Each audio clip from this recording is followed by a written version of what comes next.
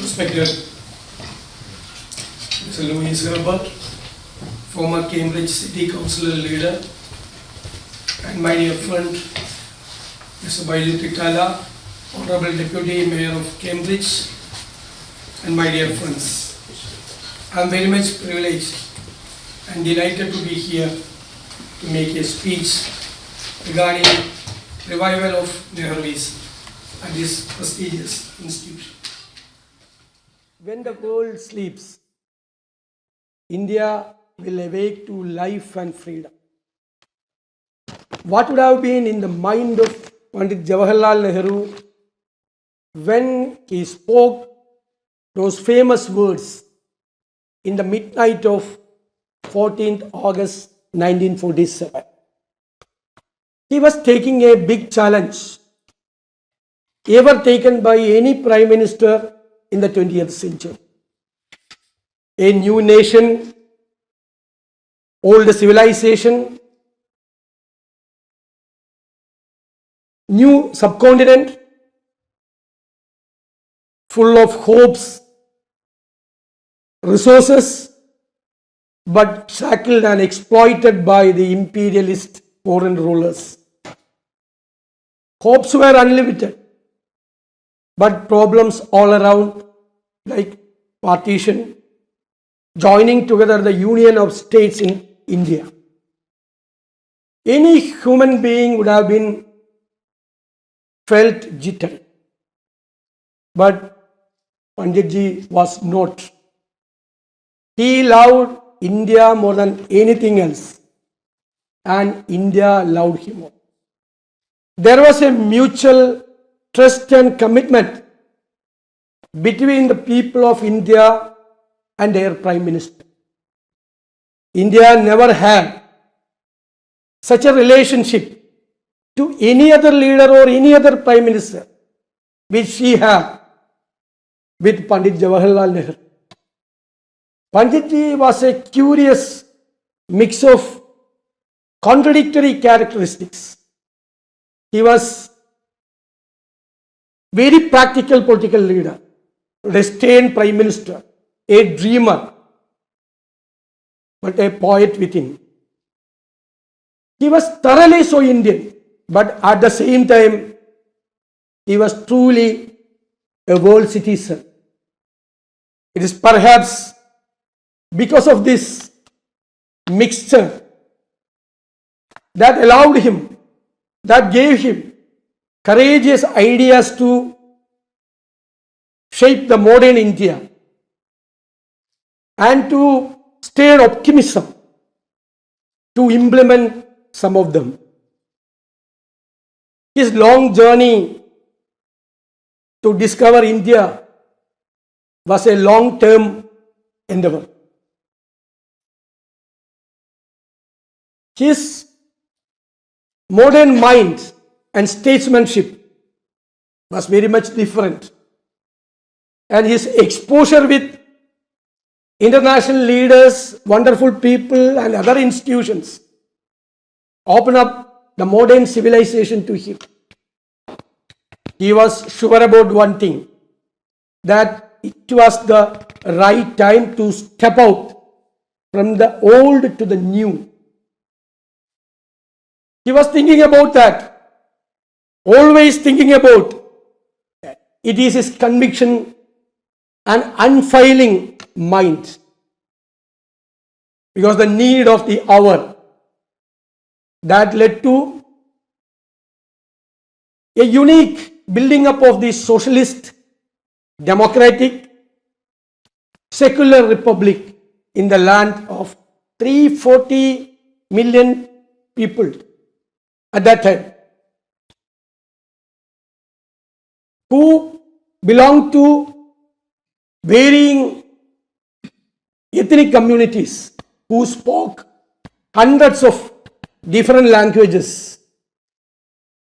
But at that time, in the height of the Soviet hegemony and Chinese form of communism, and after the situation, post-World War situation, it was his sheer boldness and commitment that led to a unique experiment of combining socialism with democracy.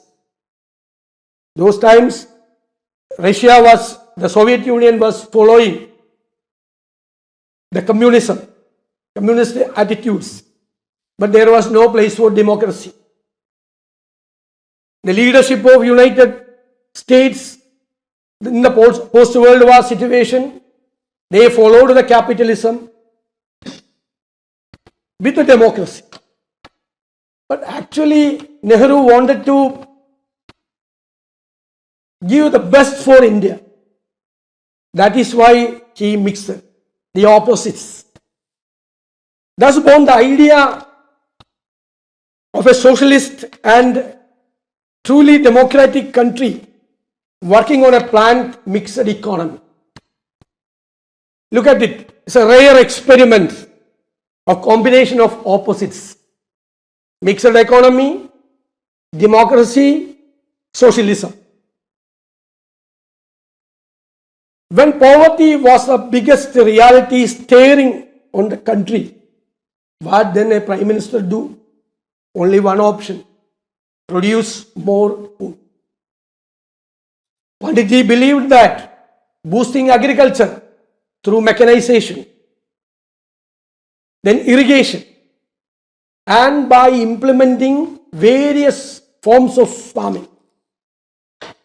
Actually, he wanted big hydroelectric projects.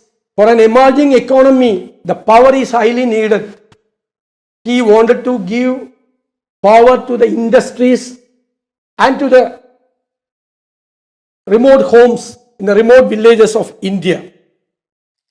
He wanted schools, colleges, and hospitals, at least in each district. And he concentrated on, Baiju rightly pointed out that the core of the Nehruism is planning. That is the predominant feature of Nehruvian socialism. At the first 5-year plan, what was the core of the planning theme? It was agriculture, because the first priority was to give food to the poor people of India. And the second 5-year plan, he concentrated on the industry, in the public sector. Why he started public sector? Why he promoted public sector? The private sector was not able to invest on industry. The private investment was below 10%. So he wanted to make the public sector more. Now there is a difference between planning and project. Nehruvian socialism concentrated on the planning. What is the salient features of planning?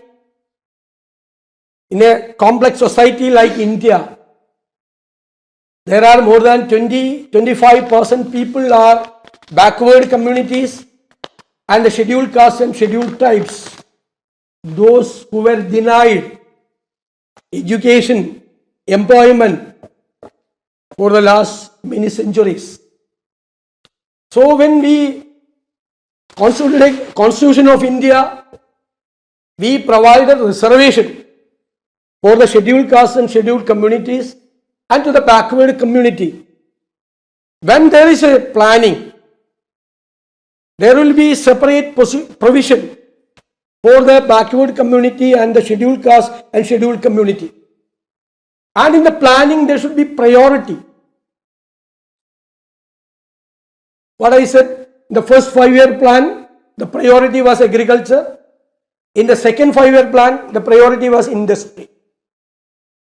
And he concentrated on another thing. There are regional differences.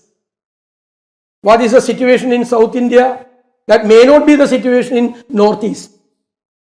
And our cities and towns, entirely different from the remote area, villages in remote India. So in the Nehruvian socialism, the planning is very important. Now the governments are giving up the idea of planning. They are all behind projects. Projects do not have any priority. They are not addressing the poor people of India. They are only projects, huge amount, getting huge kickbacks. That is the difference between the project and the planning. And Nehru was seeing the world, especially the USSR progress that time. He wanted big industries to come up in India. He wanted big power projects like Bakra and Angal. He wanted fertilizer companies to promote the agriculture. He wanted to expand the Indian railway network, because infrastructure is very important for the development of an emerging economy.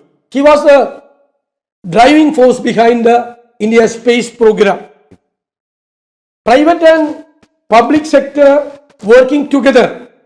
The planning commission make the framework, and government agencies like public sector undertakings implementing the projects and programs. That was the core of the planned mixed economy for Nehru's socialist India. The opponents call it a copy of the Soviet plan.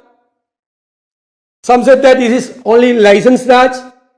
Somebody said that this was an impossible hybrid. Call it anything, but it worked very well at the initial stage. What made Nehru's version of socialism very unique is his unshakable commitment to democracy and freedom. His socialism was evolutionary. It was no dogma. As a difference. You may ask questions to me. It was no dogma. It was no permanent structure. It has to adapt, be flexible in change and redefine itself. Nehru believed in inclusiveness at all levels, at all aspects of running the country. He could never exclude anyone or anything from an ecosystem called India.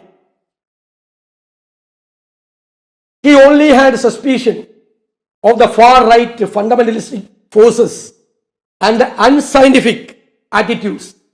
He always kept a scientific temper in his mind. You have to imagine that time. He always kept a scientific temper in his mind.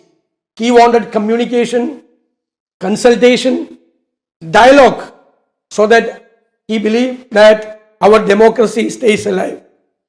Nehru's worldview celebrated variety and diversity. He knew that India is all about differences bound together by a strong sense of oneness. Different languages, different states, different culture, different dress, but that strong sense of oneness has to go together. His administration was egalitarian. No one can be kept away from any opportunity. Nehru was an active man always. It reflected in the way his government functioned. Rationality, that is also a very important point. Rationality can be termed as the core Nehruvian administration and running of the country. He believed in planning things out, and thus the Planning Commission of India was born. What a great institution it was, Planning Commission. Nehru saw the government in a lead role, not as a facilitator. Government should be in a lead role, but an active participant. Now the governments are withdrawing from the lead role.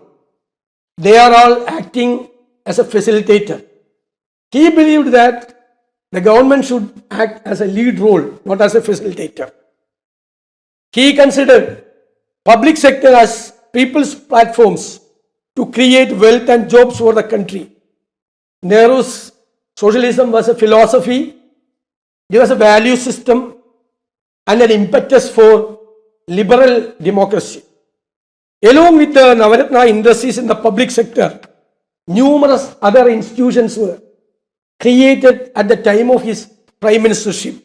The Sahitya Kendra, Sahitya Academy, the Literature Academy, the National Museums, IIMs, Indian Institute of Managements, Indian Institute of Technologies, the Institute of Science, the national laboratories. Look around anywhere in the country, there is a Nehru mark there. He of course had a special liking for the Soviet model development, but he never agreed with the one party, one book rule. He followed some development perspectives of the then USSR, but never accepted one party rule or a book rule. His version of socialism was based on not based on class war. USSR socialism is based on class war. He never believed in that. He did not accept the destructive divide of the society at any names. He also did not approve of, be it an individual or a party, talking down to the people and coercing them. He was such true liberal that he valued freedom of the individual as the most important thing in a democratic system. It clearly reflects. It is the idea of the national movement also. We have a 5,000 years of history. We have been following those things. Our national movement was the continuation of the inclusiveness. Our constitution is the product of that thinking and that thought process. Freedom of speech and options of a free world were the fuel required for Nehru's dream of socialist world to move on. He wanted free and fair elections. He wanted multi-party system. He was such a noble and learned person that he imbibed values from his education and his career and his country and held it close to heart. He has trust and utmost respect to Gandhi. Gandhi, along with his modern education, can be considered as the biggest influences in his life. Because of the above mentioned reasons, never ever tried to replace imperialism with the left brand one party hegemony. That is one party hegemony. Nehru, the socialist, wanted a government-led, participatory, planned economic system. He worked on it very hard. He knew that imperialism can be fought and brought down only by using democracy and socialism. He knew that only freedom and liberalism can tackle the fundamental problems of modern world societies. Secularism as his only religion. He was dogmatically a science man, I told earlier. His aim in life was to make India into a self-reliant, self-respecting democracy. Non-alignment was his answer to the Cold War days. He never got swayed to any side. He stood at par with all world leaders. That was the time of changing the world order also. After the Second World War, the post-World War scenario is very important. After the 1930 Great Depression, then the Second World War, and the impact of the First World War, that you know the things. Then after the Second World War, the post-World War scenario, all the world economic order, social order, political order have been changed. Decolonization happened. Then the rise of China, fall of the Soviet Union, everything was there. But at the time of Nehru, it was Cold War. He was a confident and self-respecting man. He was not a fanatic nationalist. He was always talking about nationalism. Now, across the world, some of the leaders are always talking about nationalism. That nationalism differs from Nehru's nationalism. These type of dictators are talking about nationalism. That is not nationalism. That is hyper-nationalism. That is the narrow-minded way to acquire the power and to keep the power. Hyper-nationalism is entirely different from Nehru's nationalism. And Nehru wanted India to exist in a multi-dimensional world and retain her independence, politically and economically, to make India self-sufficient. He in fact made unique and independent trajectory for modern socialist society. In Nehru's India, the working class got a special protection and respect. You just go through the legislations made in the parliament, the Minimum Wages Act for the laborers in India, the Industrial Dispute Act, the Bonus Act, all the legislations made at the time of Pandit Jawaharlal Nehru was labor lenient. Now all the labor legislations are made in India and rest of the world are for the corporates. Corporate lenient legislations that cannot be called as labor legislations. But Panditji was very particular about the legislations should be labor lenient. All those legislations were just like that. He wanted equality for women, give them equal rights and opportunities. He never wanted any sectarianism or any form of discrimination on the basis of caste, religion or gender. This idea became the theme of the Article 14 of the Constitution of India. That is Article 14, equality before law. But 76 years into democracy and freedom, India unfortunately is moving away from Nehruvian values. We are seeing religion being put at the center stage of politics and governance. Mr. Baiju Titala asked me some important questions. If he was around us, what would have been done by Nehru? Nehru would have stood guard as he did for Jamia Millia University to our secular values and saved deep scars being inflicted to our nation's soul. Nehru would have talked and acted like true world leader. He would have been the champion to protect our Mother Earth at the time of this climate change.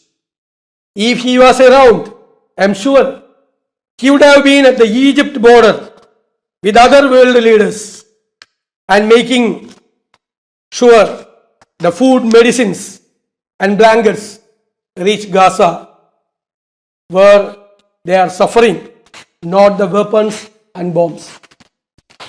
The world would have listened to his clear and sense voice because he was so strong, reassuring and firm on his words and deeds. Nehru, the humanitarian, and his secular and democratic socialism is more relevant today in this age of conflict and war, wrong priorities, growth of far-right movements, right extreme movements, popping up of uneducated leadership, uncultured leadership around the world, climate change and agrarian crisis, sidelining and further marginalizing of the poor, where the inequality is increasing and the differences, gap between the haves and have-nots are increasing day by day. And underprivileged, silencing dissent, the misuse of technology and the unimaginable growth of the dark side of the virtual world. Nehru today is a model, a dream and an open book for us. He taught us how to learn, how to listen, see, assimilate, accept change, and evolve better. And above all, he taught us how to treat another voice, another idea, another philosophy, and with respect and regard. That was a difference he showed all of us. After 76 years of dream plus experiment, where is India today? And does this dream of Nehru has any relevance in 21st century? In an age when India is swiftly moving away from all Nehruvian principles and a world threatened by the idiosyncrasies of far-right dictators masquerading as elected presidents and prime ministers, I do believe that Nehru is more relevant than ever before. Let that light may lead us. With these words, thanking you, I am concluding my words. Thank you very much.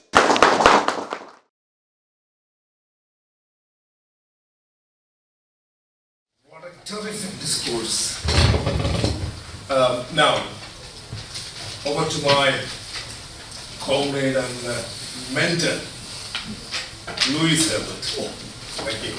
So as Beju introduced me, I'm proud to have been a councillor and a community leader for 25 years, but that's not because I ever sought a huge amount of power. It is about everybody working together, and that's going to be one of my themes, and I'm likely to repeat some of the excellent thoughts that Mr. Satheesan used, because I agree with almost everything he said. So I knew my politics when I was 11 years old. That doesn't mean I haven't changed or thought, but I think we have to each carry a message, and we have to recognise, as you said very powerfully, that we have to respect other people that have got valid other messages. That doesn't mean that we have to have any thought for people who are violent or who we see are going to challenge what is basically freedoms or routes to equality. So we have to have powerful views that don't have to necessarily accept some of those messages that others share. My son had a much longer time in India. He followed Amma, a spiritual leader in Kerala, for about 10 years. And I learnt a lot from what he shared. So first of all, though, thank you to Beju. It is a charm and privilege to have you as a friend. You are an example of why the world should have a free movement of people and should embrace different thinking, and why when we see nations claiming to be stronger, they're not strong if they're not allowing people and encouraging people to move and to support them. And along with you, one of the campaigns we championed was the freedom of people from South Asia to be nurses in the UK. And I'm sure there's discrimination in other countries, but there's intentional barriers in every country. When in fact we have, for instance, a set of hospitals that do not have enough people to actually provide the care. Yet we have people in our country from Kerala or from Sri Lanka or from other parts of India who badly want to work and provide that care. So that was a really valuable campaign. What do I say about Nehru? I know a fair amount about Nehru, having bought a book about him when I was in India myself. And clearly, you have to have a leader when you have a country being established after the dominance and unpleasant creation of the way that Britain was running India before. So to have been a leader for 17 years, all the way from the start of a country, which is a really difficult time, it embodies the fact that he reached out and listened to people. And that thread is a thread that's for all of our countries, not just for India. Before I go into a few of my thoughts, I just want to underline the closeness of Cambridge to India in that Nehru studied here, obviously in a college that I wouldn't have got into at that time, or a lot of other people wouldn't have been able to study in. But that bridge between India and Cambridge is really important. Only about 6 weeks ago, a good woman called Rama Goyal, who'd been a student at Emmanuel, took me to a name that wasn't named after my family, 16 Herbert Street, which was only about 3 streets away, where Subhas Chandra Bose lived after World War I, and where he wrote a letter saying that he didn't want to be part of the British Indian civil service as it then was, and was probably, along with a number of Indians who studied in those decades, was actually activated by meeting people here. Another person linked to your neighbouring country, Chaudhary Rahman Ali, developed the concept of Pakistan further when he was in Cambridge. And because he was an individual thinker, he was actually expelled from the country he helped formalise, and in fact lived and sadly died in Cambridge, and is remembered in a memorial only about 3 miles away from here. So each, whether it was Nehru or Ramat Ali or Subhas Chandra Bose, they all took a different view, and they were entitled to have a different view about how to establish a country that served them. So there was much to be learned, and that much that they gained. I'm going to echo some of the same thoughts that you introduced and powerfully put across. That we are in a time of great danger, and that danger is largely coming from leaders, bad leaders, lazy leaders, leaders preying on nationalism and allowing violence in many countries. So the rise of what is, as you called, ultra-nationalism, isn't alone in India. It's happening in about 50 or 60 different countries. It's extremely powerful in Russia and in China and in America. It's powerful in Poland, or it was. It has been powerful there. It's powerful in Hungary, in Turkey. It's powerful in too many countries. I probably need a bit of water. It's sadly about the concentration of power. And that power is a severe risk, because power has been concentrated in the hands of only a very small number of people. One of my reflections is there are about 500 super rich people, and you include the person who runs and misuses Twitter. There are about 500 super rich people who use the fact that they can purchase the media, that they can dominate social media, that they can manipulate in the background. So there's a huge amount of risk from that. So I think in all of this, I will come back to the theme of what individuals can do.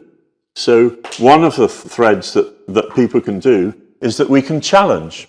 So we should challenge. We shouldn't be afraid. It's a sign of a country that's failing if people cannot actually say what they think. I'm a very proud member of the Labour Party, but letters were sent to councillors saying that they should not go on a protest about Gaza. That's not just recognising that there's an inhumane bombing of innocent people going on. That you have my own party in my own country trying to limit rights, and they're also limiting the rights, and we have a meeting tonight, they're limiting the rights to actually put down a phrase of words that 60 people in that room agreed and send it to the leader of our party. So we are in a time of small interferences with rights. And the worst hit are the people at the bottom of the ladder, because they are the ones that are left with little power. So that concentration of power, the destruction of challenge. We have governments changing the rules so that they're not subject to scrutiny. We have newspapers that are owned by politicians or used as control. We have a lack of free media. I think that our failure to buy newspapers is a big cost, because what it means is that we're not actually funding challenging journalism. We, as you said, we have to have freedom of thought and we have to have challenge. And Nehru believed in the fact that being challenged, or there being a plural society, meant that there was challenge of different ideas. So we are losing on media and scrutiny. I think we've got a failure to respect history.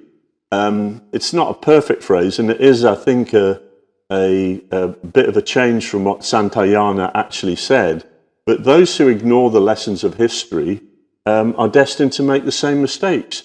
The events in Gaza are not suddenly happening this year. They've been happening since 1947. The events in a whole range of countries are not new. As you also mentioned, the power of technology, which has replaced talking, and is abused. The preponderance within too many countries where politics is more about emotion and about stirring up untruths. Because of the lack of challenge, there's in too many countries that there is now the ability of politicians to lie, the ability of within echo chambers of them to raise the risk of fanaticism. And just as an example of the challenge that is being failed to be addressed, no one's really addressing climate change. I can't speak for what's happening in India, but I went to America recently to see a 94-year-old aunt, and there's a whole range of issues just not being addressed. So for me, where does it start? Well, I think it starts with us. So I think everybody, including everyone that's listening to me now, providing you're still listening, every one of us has a power, and we've got to effectively just reflect and think, well, what is our role in that? Because the gap between international decisions, countries, communities, and ourselves is so big. But we can make a big difference. And one example I thought of was, for instance, if we made it our job to say, I'm going to link up with 10 people I know, and I'm going to communicate and share ideas, and I'm going to try and motivate them to get involved. That's a big power within communities. And I think that the honesty and strength of communities is the result of people getting active. If we look at some of the countries that are different, and I praise difference, why should every country in the world work to similar patterns? It's actually a weakness.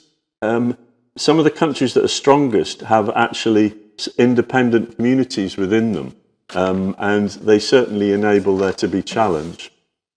So just then thinking through about, well, what's one country there for all, or what's right about a challenge? You have to have the pluralism that you mentioned. There has to be judicial freedom. There has to be power shared.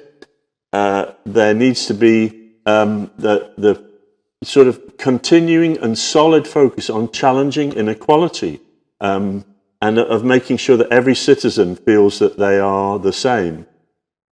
We've got about 100 countries that are at risk of evil around the world in different ways, and we have to think about how we address that. It's clear that in the community of nations that we've got super powerful countries. We've also got what I would call, and it's a phrase that's not very well used, is in a way the white man's burden. English is the biggest language in the world, but should it be dominant? Why is it not the case that there's a multiple number of languages? So yeah, the British, the French, the Germans, the Belgians, the Spanish, the Portuguese, the Dutch, yeah, they tried to conquer the world, and the legacy of that needs to be further rolled back, and clearly India, well led, is one of the best opportunities to do that. And India, if India had a strong leader, they would also have a leader that would be providing leadership much wider amongst a lot of developing countries, because they would be creating an identity that people looked up to, and they would be looking outwards rather than looking inwards, which is the risk of so many countries. So I think we all have to expect more of our own country and challenge. And only in that way could we have a stronger world. So, yeah, where are the strong voices in the United Nations that are stopping Gaza?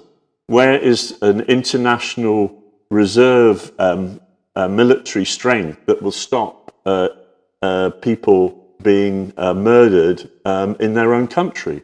Where there is a completely absence of that currently. So I could talk for on, but I won't. So we have to work out what we each contribute. So it starts with us. Our communities are at the centre, and ensuring that countries devolve power, so that, and if India looked at its constitution, how do we devolve the power? How do communities have power? How do the states have power? How do we actually diffuse it so that it isn't a country at risk? And then countries, there has to be an economy that works for all. And the economy is huge. The politicians have to be generous-spirited, as Nehru was. There's no room for the ugliness of some of the politics. We definitely have to rebuild the United Nations, and India has a big role in that. So I've just covered some of the issues that I think I link to Nehru, and I link to the forthcoming Indian elections. So yeah, I hope that we see more voices in the Indian Parliament who actually care about the principles of Nehru, and like you, can make a real difference for everybody. Thank you.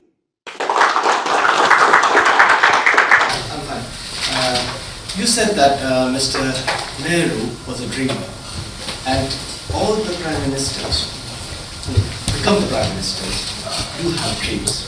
So how was Mr. Nehru different from all the prime ministers that have, taken place? So, right from Nehru to Mr. Narendra Modi. So how are they different? Thank you. It's a good question. What is the difference between Nehru and the other prime ministers of India? You have to think about the time, because I discuss about those things in my speech. Because what was the situation? After a long rule and invasion, after the decolonization, we got freedom. What was the situation in India? Initially, our Prime Minister was standing, begging with a bowl to the other nations for giving at least one time food to the poor people of India. Everybody was waiting for the shipment coming from United States of PL 480, that wheat or some rice or something like that. So the first priorities, and for a pin,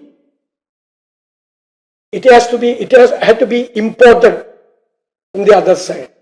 Nothing was produced here.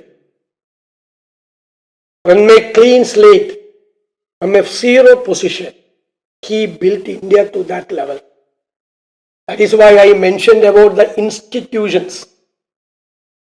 Now, the leaders are spending money to make temples.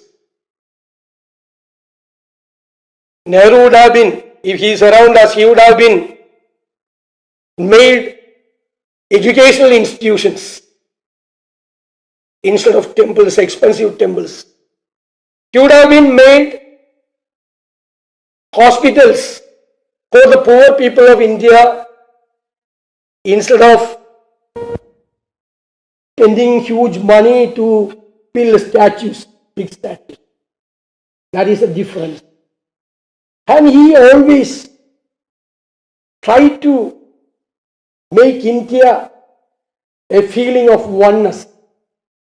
Now the problem is the dispensation themselves are trying to make hatred among the people.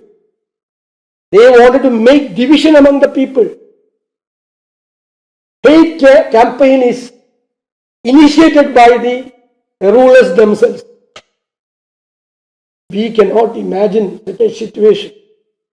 That is why in every aspect, Pandit Jawaharlal Nehru is entirely different from Narendra Modi in all aspects, at all levels running the country. Hi, good evening, sir. Thank you to the organizers for conducting this event and thank you for speaking both of the speakers. I had two questions primarily to you, Mr. V. Satheesan, sir. Number one is on the topic of Nehruvian socialism. Is the revival of it significant in today's India? Just purely on the economic factor of it? Is it important in today's India, especially when we have already opened up our economy? Do you think we can go back to that? And number two is also related to Kerala because I'm from Thiruvananthapuram and I moved here about a year ago to work. What is your vision for Kerala when we reach 2030? How do you hope to see Kerala in the future? The first question I expected actually, because when I was talking about Nehruvian socialism, there may be a criticism that Congress themselves at the beginning of 90s, we shifted away from the Nehruvian principles. We were under global pressure. We could not stand alone for the economic liberalization. That is why he was talking about. Then we were not able to stand alone,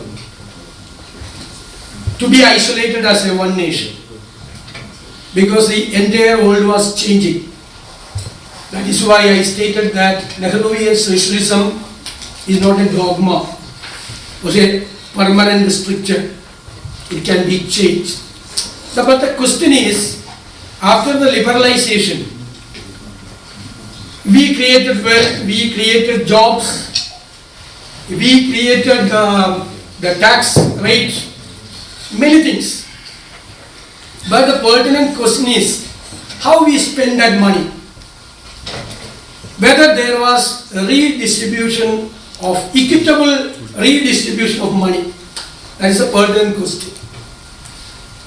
I can proudly say that we invested on Mahatma Gandhi Gramin Rural Employment Scheme.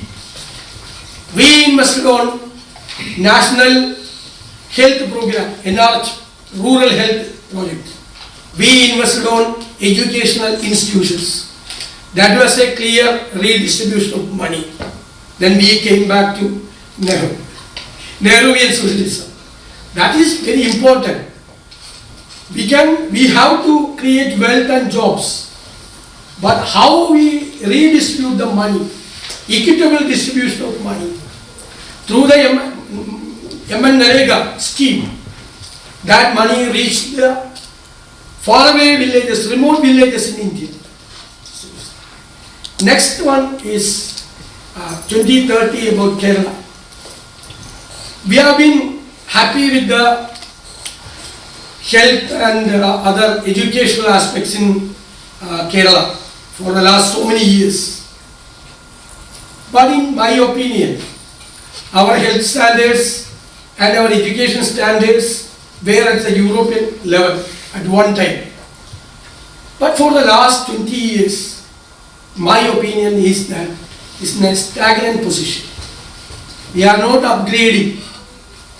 Now the brain drain is happening in Kerala. That is why you are studying in London. You are a student in London, so many others are studying here.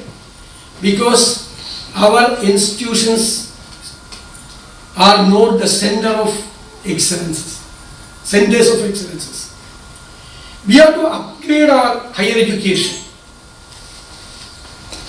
If we work out, we will make Kerala as an education destination. From the third world countries and even from Europe, the students will come to Kerala as an educational destination. We have to think about, we have work on that, and we will make the educational institutions there. At the same time also the health standards, we have to improve the health standards. Then for the treatment, because our community is not an agrarian community, only the spices, the rubber and something like that. Kerala is not an agriculture state, Kerala is not an industrial state. Then how we are living? The NRIs are sending money, that is the backbone of our economy. So we have to think about that. In 2030, in all sectors, agriculture, industry, health, education, and the welfare activities. Now when you are settled here in Europe, you are not going to coming back to Kerala because your social securities are very safe in European countries, just like England and like that is it. But when a Malayali is going to Gulf country, he will come back. We are very much worried about that. The Gulf people are sending money to Kerala, but you are not sending money to Kerala.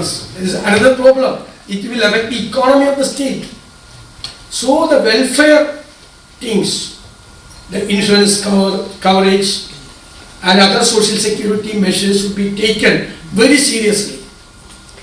We have to make Kerala as a model welfare state. It's our plan. We will think about that. We will discuss about that.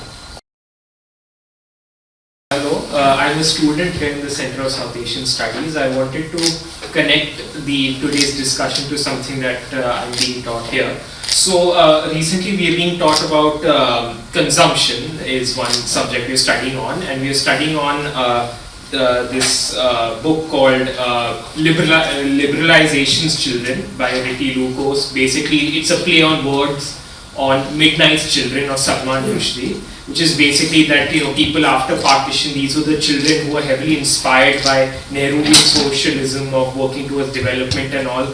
But this book argues that there's a shift in the pattern of generally people's, especially the youth, how they conceive of their future. That it's more like less, that they're not too, it's not that they don't care about the nations, but they are more focused on personal wealth and personal development than anything. And the right wing, unfortunately, is also capitalizing on that.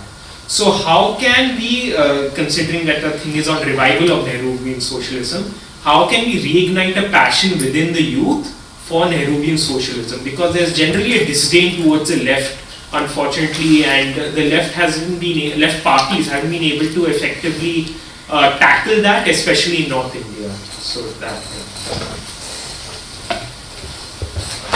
Very good analysis.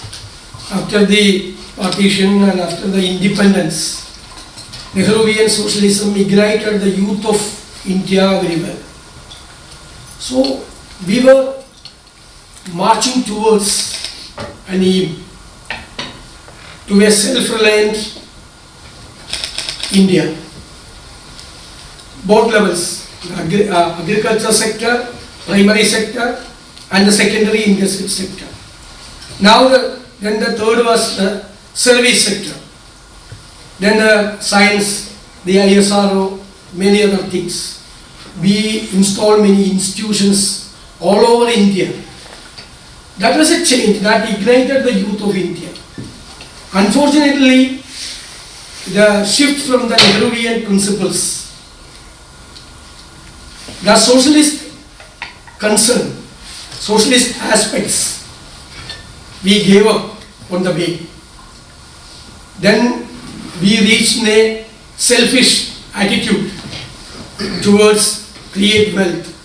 The lower middle class wanted to become upper middle class tomorrow. The upper middle class wanted to become the rich class in India.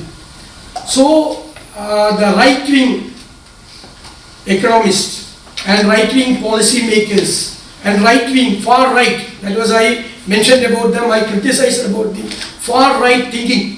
Far right thinking is not about the nation, not about the country, only thinking selfish. That created an ambience, not only in India, across the world. That type of selfishness is coming up. So, we have to follow the Nehruvian principles, that the socialist principles. Those are giving freedom to you. The individual freedom is there. The expression of your opinion, that right is there. You can freely think and work for the nation. That is the basic core principle of the Nehruvian thinking. And I mentioned about the planning also. The development should be on the basis of the priorities. Priorities. What are our priorities? We have to think about the priorities. Whether it is agriculture or the industry or the health. What are our priorities? We have to prioritize our things. Then only, if there is planning, is there, then only we can think about, we can make a development perspective in India. That deviation cost a lot of us. That is the thing you mentioned here. So we have to follow the revival. I said that was not a dogma, that was not a permanent stricture. We can adapt the flexibility in that. But the core principle is there for the common interest of the nation. Just a quick question. You mentioned that lots of about the brain drain. Have you got any plan to stop that? I'm not supposed to ask that question, even though. Have you got any plan to stop the brain drain from the country? Everybody has to move back to We are thinking about that, seriously thinking about that, and making some research, and we are collecting some data about that. It is a serious thing to be addressed within a short time, because it will affect Kerala. Now, I think that Kerala will be like Italy or some other nations. Only the old people are there, just like that. When I went to an election, a by-election, I have collected some data from each booth, each places. So many persons has gone to Germany, UK, Australia, and Canada, everywhere. But one thing that some students went to some universities and good universities, but most of them went to some below average educational institutions without knowing what is happening there. They are not getting even the jobs there. They are from poor families. They are not able to manage their studies there. So we have been collecting data for the last 2-3 months.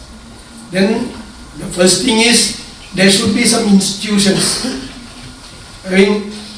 best centers of excellence, and job, definitely, of course, job opportunities should be there. So we are seriously thinking about that.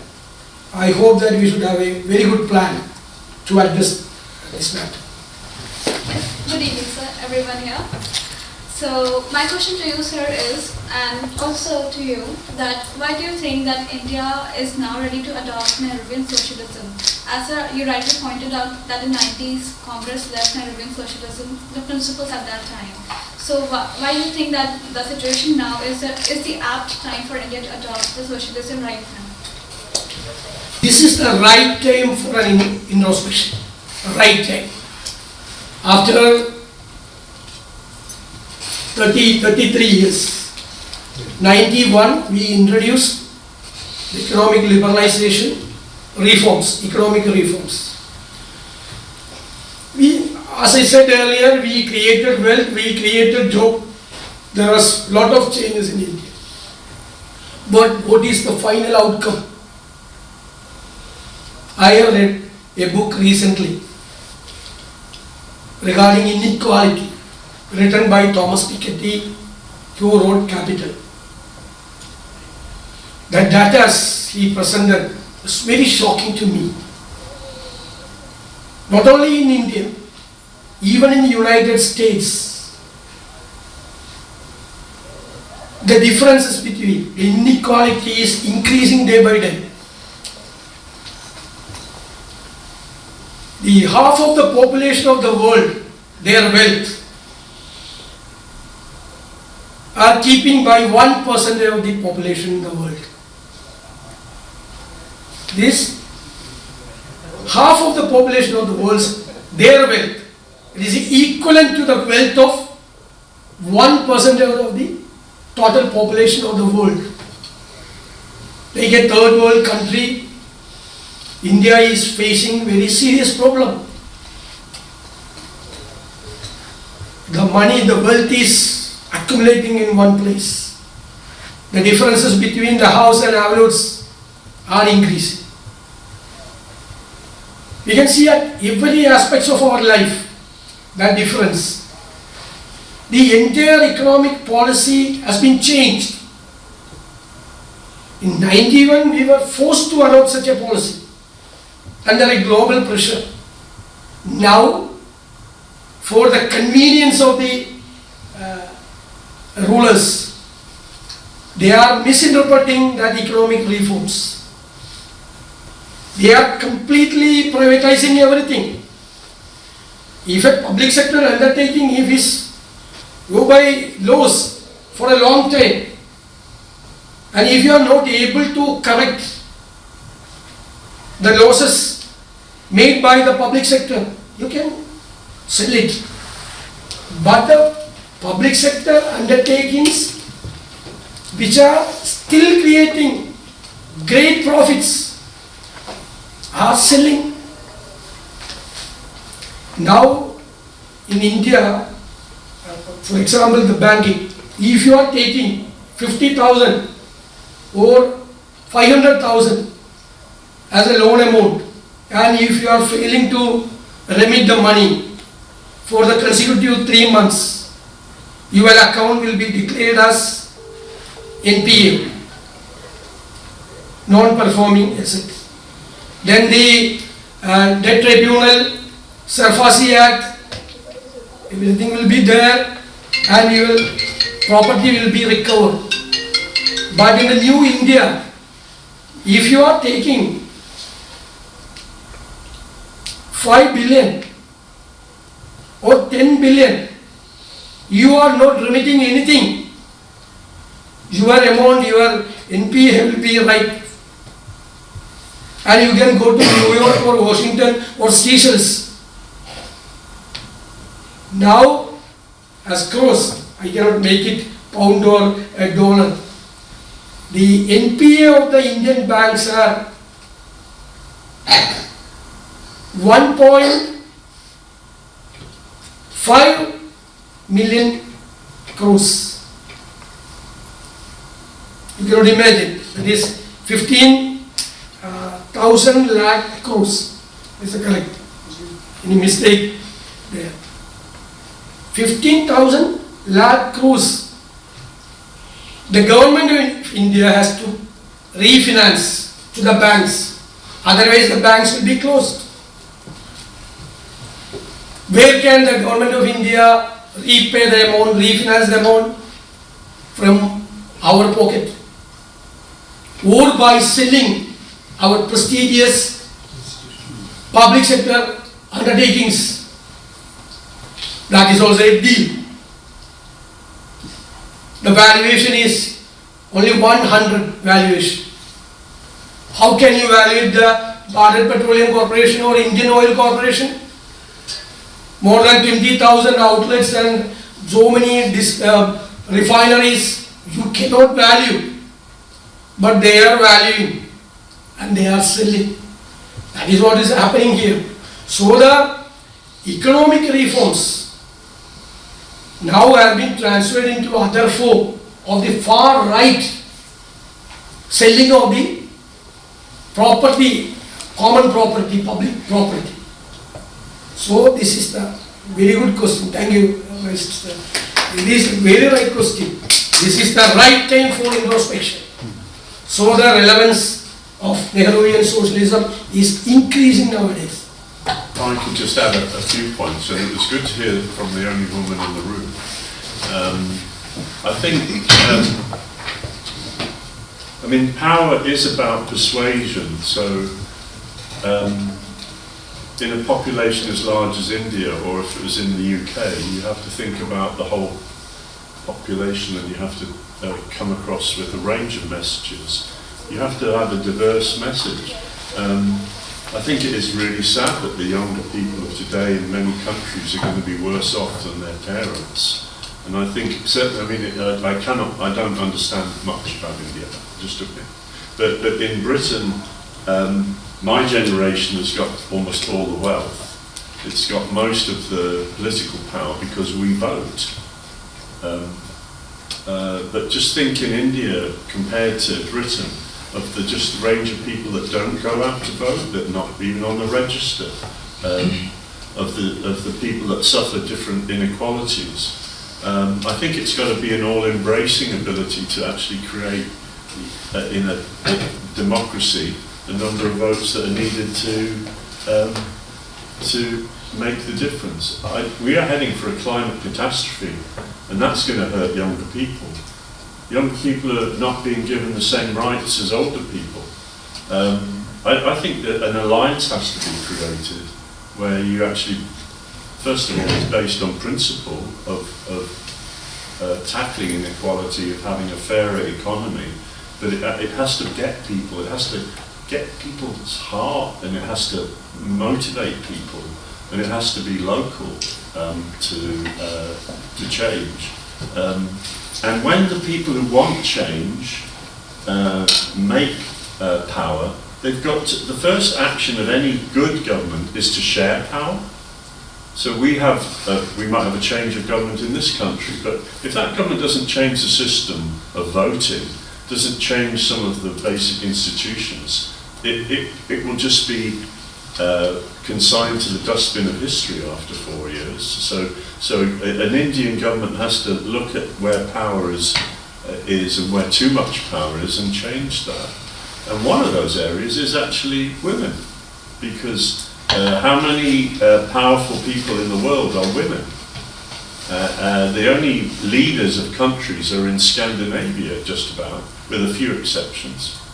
So I hope that the opponents to a government who does need changing in India champion women and get their votes and earn their votes.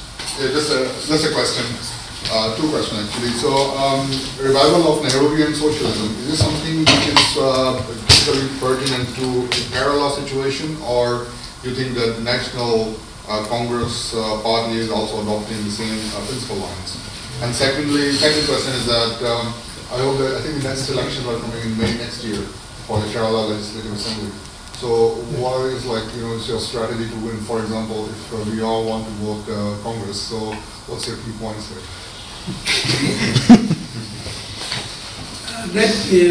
The Congress, in all India level, wanted to study very seriously regarding the outcome of the economic reforms which was introduced in the 90s.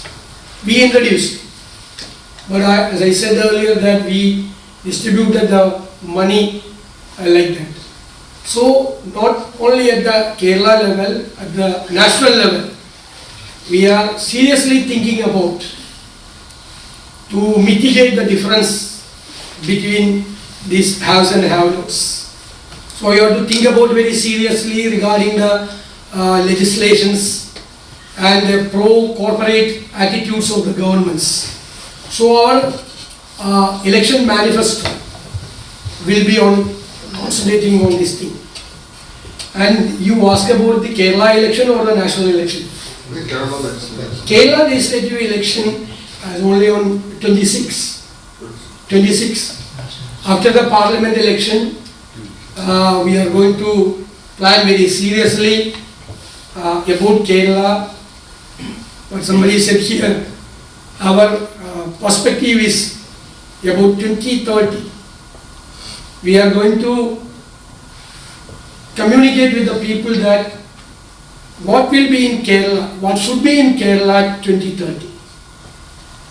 So what changes should be made in each sectors, that a homework is highly needed. We are going to convene serious meetings with experts, and we have to collect the taxes seriously. Now the government miserably failed to collect the tax and expenditure is too much. We are going through a huge fiscal crisis also. So there should be very good management, fiscal management should be done.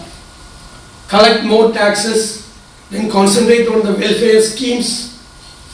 Kerala is known for the welfare schemes. Now we cannot go with the new welfare schemes because of the lack of money. The treasury is bankrupt. So we have to think about that. After the parliament election, we need 2 years to plan everything. I need your support also, your suggestions. Yeah? Because the world are the global village. You can make suggestions, new ideas, new thinking. Because I am representing another generation, not too old. I never agree with that. But you are too younger than me. You can make more suggestions. Okay, thank you. Again, thank you very much for all of you have come here, joined us, and of course Louis and our friend and leader, as I said, a socialist leader, a secular leader from Kerala, V.D. Satheesan. Thank you for spending your time and energy to be with us. And today, this, as I said, this is a restricted meeting. Tomorrow we have a rather open meeting at Anglo-Ruskin University. If any of your friends or colleagues were happen to be rejected by when we were booking for this today's session, they can join us tomorrow at Anglo-Ruskin University. We will start our session by 1 o'clock tomorrow, and it's going to be a longer session, so it would be we will run this up until 7 o'clock or 4 o'clock, or between 4 to 4:30. Again, thank you very much, all of us, for joining in. Thank you.